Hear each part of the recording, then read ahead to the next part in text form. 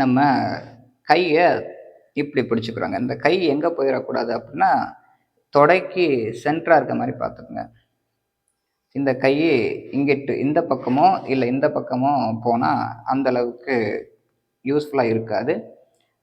எந்த கைய நம்ம இங்கிட்டு பிடிக்கிறோமோ, அந்த கை வெளியில இருந்தா தான் வசதியா இருக்கும். அதனால இப்படி மாத்தி பிடிக்கிறதும் பயிற்சி பண்ண முடியாது. அதனால நம்ம இந்த தொடைக்கு மேல வச்சுக்கிறோம். ஏன் தொடைக்கு மேல வைக்கணும்? இப்படி வைக்கக்கூடாதா அப்படின்னா, உயரம் கிடைக்காது. நம்ம கால்கள சரியான அளவுல சுத்த முடியாது. அதுக்காக கால்கள தொடைக்கு மேல வச்சுக்கிட்டு, இந்த கைய இப்படி பிடிக்கும்போது, இந்த ஆள்காட்டி விரல் இந்த இடத்துல படுற மாரியும், இந்த பெருவிரல் இந்த கால் விரல், கட்டை விரலோட இந்த இடத்துல படுற மாரியும், அதாவது இங்கேயும் இந்த இடத்துலையும் படுற மாதிரி நம்ம இப்படி பிடிச்சிக்கிறோங்க. மற்ற 3 விரல்களும் இங்கே பிடிச்சிக்கிறோம். இந்த சுண்டு விரல் இடது கையோட சுண்டு விரல் கால் சுண்டு விரலை விட கீழே போச்சு அப்படின்னா நீங்கள் சரியாக சுத்த மாட்டீங்க. அதனால் இந்த லெவலில் பிடிக்கிறது கரெக்டாக இருக்கும். இந்த இடத்துல பிடிக்கும்போது இந்த கால் இப்படி ஸ்ட்ரைட்டாக வரணுங்க. இங்கிட்டு வரும்போது இப்படி கால் உள்ளே போகணும். சுழற்சி பண்ணும்போது காலை இவ்வளோ தூரம் கொண்டுட்டு வர்றோங்க. அதாவது இந்த இடத்துல இருந்து இவ்வளவு தூரம் இழுக்கும்போது தான் நம்ம நரம்புகளுக்கு தேவையான ஃப்ளெக்சிபிலிட்டியை கொடுக்க முடியும். நம்ம இந்த டைமண்ட் போஸ் அப்படிங்கிற வஜ்ராசனம் உட்கார்றதுக்கும் வசதியாக இருக்கும்.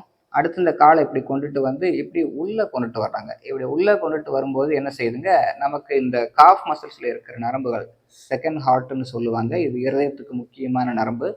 அதுக்கும் நல்ல ஒரு பயிற்சியை கொடுக்குறோம். அது போக இந்த டாய்லெட் சீட்டில் உட்கார முடியாது, அந்த இந்தியன் டாய்லெட்டில் உட்கார அந்த போஷர் மலாசனம் அது பண்ணுறதுக்கும் வசதியாக இருக்கும். ஒரு சிலருக்கு உட்காந்தா எந்திரிக்க முடியல, எந்திரிச்சா உட்கார முடியல அப்படிங்கிறவங்களுக்கும் இந்த பயிற்சியை நல்ல வசதியாக இருக்குங்க. நரம்புகள் பலப்படும். ஸோ இப்படி பண்ணும்போது கீழே இந்த பக்கம் சைடில், இங்கிட்டு சைடில், இங்கிட்டு உள்ள இப்படின்னு நல்ல ஒரு சுழற்சி கொடுத்து இந்த பயிற்சியை பண்ணுறோம். அதுக்கடுத்து 5 டைம்ஸ் பண்ணதுக்கப்புறம் இடச்சுழலாக 5 டைம்ஸ், அடுத்து வலச்சுழலாக 5 டைம்ஸ்.